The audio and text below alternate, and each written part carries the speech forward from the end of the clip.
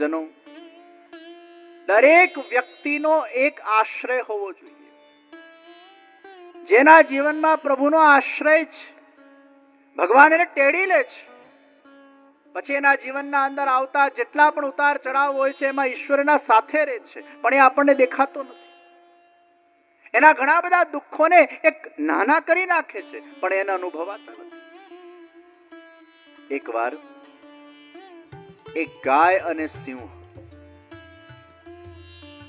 બંને એક જગ્યાએ ફસાયા એ રીતે કે જ્યાં ગાય ઘાસ ચરવા ગઈ, સાંજનો સમય હતો, સૂરજ ઢળી રહ્યો હતો અને સિંહે ગાયનો પીછો કર્યો. ગાય દોડવા લાગી અને દોડતા દોડતા એને એક તળાવમાં છલાંગ મારી. તળાવ કાદવથી ખદખદ ભરેલો હતો, ઊંડો નહોતો, છીછરો હતો, પણ કાદવથી ભરેલો હતો. અને સિંહ પણ એના પાછળ પાછળ તળાવમાં કૂદ્યો. 10 કે 15 ફૂટની દૂરી પર ગાય અને સિંહ ગાય પાસે પહોંચી શકતો નથી, કારણ કે કીચડમાં એવો ફસાયો છે, એ દલદલમાં પોતે ખેંચાઈ રહ્યો છે. આ બાજુ ગાય પણ દલદલમાં ખેંચાઈ રહી છે. પાસે હોવા છતાંય એ સિંહનો શિકાર ન બની શકે. ગાય અને સિંહ વચ્ચેનો સંવાદ થયો. ગાયે સિંહને કીધું, એ જંગલના રાજા, તારો કોઈ માલિક ખરો?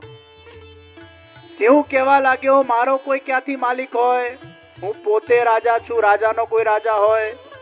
મેરા કોઈ માલિક નહીં. ગાય કહેવા લાગી, તો તું ફસાયો, તને કોઈ નહીં બચાવે. સિંહ કે તારો કયો માલિક છે? ગાય કે મારો માલિક છે, અને એ મારા માલિકને જ્યારે ખબર પડશે કે હું ઘાસ ચરીને પાછી નથી આવી, એ તરત દોડતો દોડતો મને લેવા આવશે. સિંહ, તારો કોઈ માલિક નથી, તું અહીંનો અહીં પડ્યો રહેશે.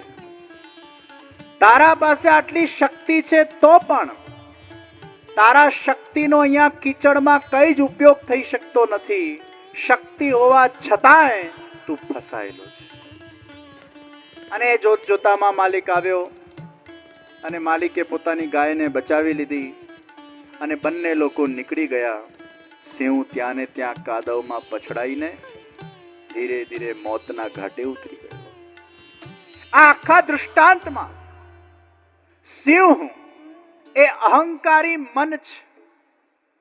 જે વ્યક્તિના મનમાં બારોબાર અહંકાર છે કે મને કોઈની જરૂર નથી, મને કોઈની આવશ્યકતા નથી, મને કોઈ વ્યક્તિના સહયોગની જરૂર નથી, એ અહંકારી મન જે કેવલ માત્ર હુંકારના એ ટંકારથી પોતાના કર્મો કર્યા કરે છે, એ આજે નહીં તો કાલે એ સંસાર રૂપી કીચડના દલદલમાં ફસાઈને એ વ્યક્તિ એવો પછડાય છે કે ભગવાન એને રિયલાઇઝ કરાવે છે કે તું બહુ હુંકાર કરતો હતો, બહુ હુંકારના શિખર પર પહોંચતો હતો, પણ તારા જીવનના અંદર તને જન્મ આપનાર હું છું, મારી લીલામાં તને પાત્ર બનાવનાર હું છું.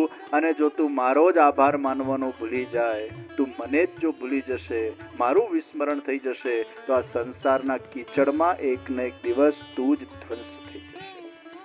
ગાય એ સમર્પણનું પ્રતીક છે, માલિક એ ઈશ્વરનું પ્રતીક છે, અને સંસાર એ આ કીચડ છે. સંસાર રૂપી કીચડના અંદર આપણે બધા રહી રહ્યા છીએ. ક્યારે આપણા જીવનમાં શું થઈ જાય આપણને ખબર નથી. કેટલા પણ આપણે તનથી શક્તિશાળી હોઈએ, મનથી શક્તિશાળી હોઈએ, ધનથી શક્તિશાળી હોઈએ, પણ દરેકનો માલિક એ પરબ્રહ્મ પરમાત્મા છે. એના પ્રતિનો સમર્પણ ભાવ વ્યક્તિના મનમાં ક્યારે પણ ઓછો ન થવો જોઈએ. ભગવાનની આ લીલામાં ભગવાને મને કયો પાત્ર આપ્યો છે મને ખબર નથી. રોજ સવારે આપણે જ્યારે જપ કરીએ ત્યારે આપણે આપણા જાતને કહેવાનું છે, मैं प्रभु का अंश हूं, प्रभु मेरे हैं, प्रभु के साथ मेरा संबंध है.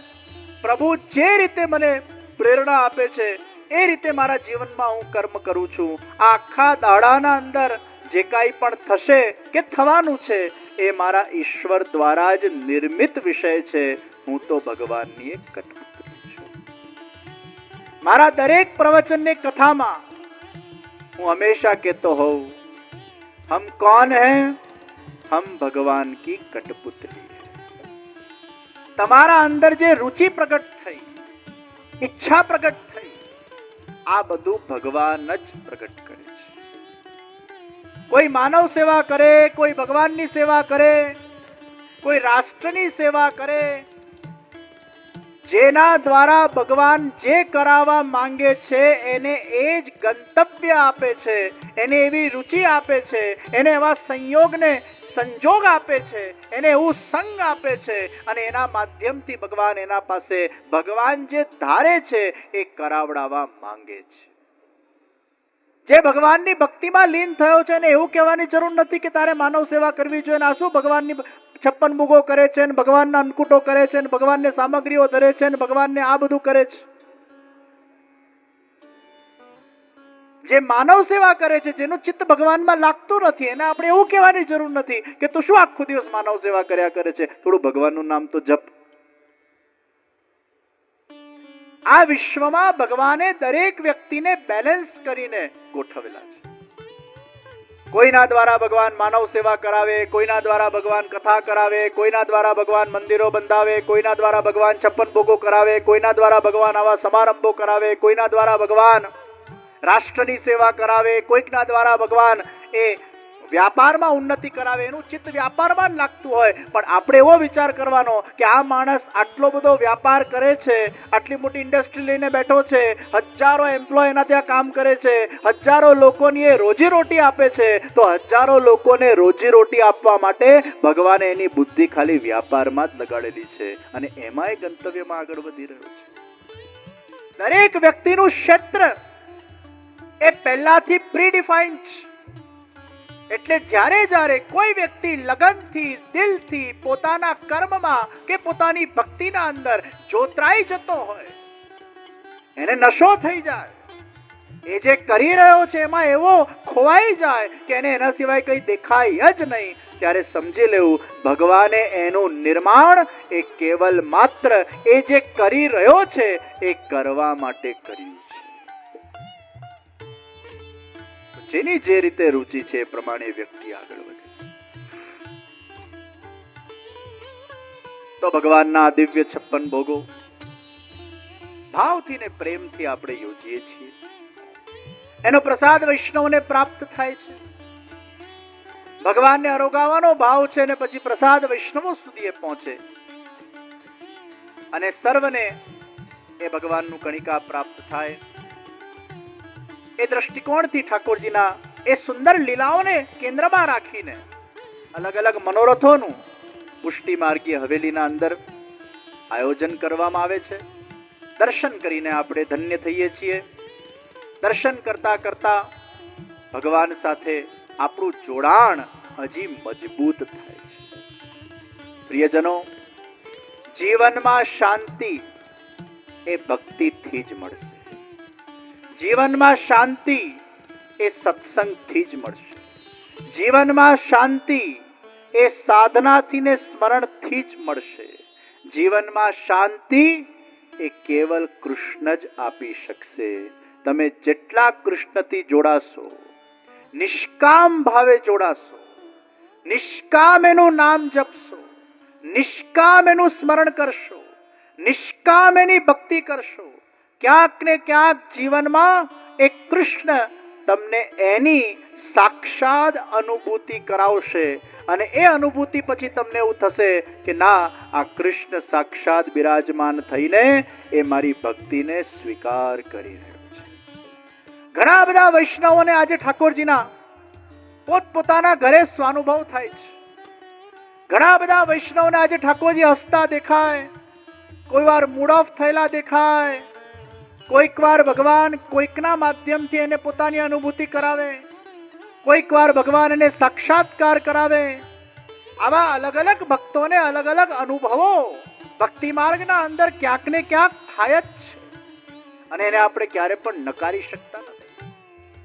જે ભક્તને ભગવાન પોતાના તરફ વધારે આસક્ત કરવા માંગે છે એને ભગવાન કોઈક ને કોઈક સ્વાનુભાવ, ચમત્કાર એના જીવનમાં કરાવે છે. કોઈ વાર દર્શનમાં થઈ જાય, કોઈ વાર સેવામાં થઈ જાય, કોઈ વાર કથામાં થઈ જાય. ઘણી વાર કથામાં એવો આવેશ આવી જાય, તમને એવું લાગે આ મારા અંદર શું આવ્યું, કોઈ આવીને તરત જતું રહે. ઈશ્વરની અનુભૂતિ નિશ્ચિત થાય છે. હમણાં અમે લોકો ગિરિરાજની પરિક્રમા કરી અને આપણા ત્યાં એવું કહેવાય કે 3 પરિક્રમા ગિરિરાજની એક સાથે કરો તો ગિરિરાજજી ગાય સ્વરૂપે દર્શન આપે, ગ્વાલ સ્વરૂપે આપે, સફેદ નાગ સ્વરૂપે આપે. આવા અલગ અલગ સ્વરૂપથી ગિરિરાજ બાબા દર્શન આપે છે. અમે લોકો પરિક્રમા કરતા હતા, મારા સત્ય રાકેશભાઈ, જયેશભાઈ ને બધા હતા. અને પરિક્રમા કરતા કરતા પૂંછડીનો લોઠો આવ્યો, રાજસ્થાન બોર્ડર આવી. કોણ જાણે ક્યાંકથી એ ગાય માતાથી છૂટું પડેલું વાછરડું એ અમારા સાથે જોડાઈ ગયું.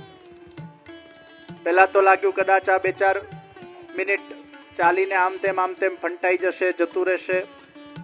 એ વાછરડું ક્યાંકથી આવ્યું ઈશ્વર જાણે, અને પાછો એકદમ આગળ ને આગળ ચાલે. હું જ્યાં થોડોક ફાસ્ટ ચાલવા જોઉં એ પાછો હજી ફાસ્ટ ચાલી નાખે, કોઈ જગ્યાએ ઊભો ન રહે. એક ગતિ દ્વારા આગળ વધતું ગયું. 4 કિલોમીટર સુધી એ ગાયનું વાછડું પરિક્રમામાં સાથે ચાલ્યું અને ગિરિરાજ બાવાના મુખારવિંદ સુધી પહોંચ્યું અને ગિરિરાજ બાવાના સામે એને અંસખડી પણ ગ્રહણ કરી. એટલો થાકી ગયો હતો કે બધી મઠડી ખાઈ ગયું. પરિક્રમાના ઇતિહાસમાં ત્યાંના વ્રજવાસી કહેવા લાગ્યા કે અત્યાર સુધીના પરિક્રમાના છેલ્લા કદાચ 100 કે 200 વર્ષના ઇતિહાસની આવી પહેલી ઘટના બની હશે કે 4 કિલોમીટર સુધી કોઈ વાછરડું માંથી છૂટું પડીને ગિરિરાજની પરિક્રમામાં જોડાયું. ये साक्षात गिरिराज जी का स्वरूप है.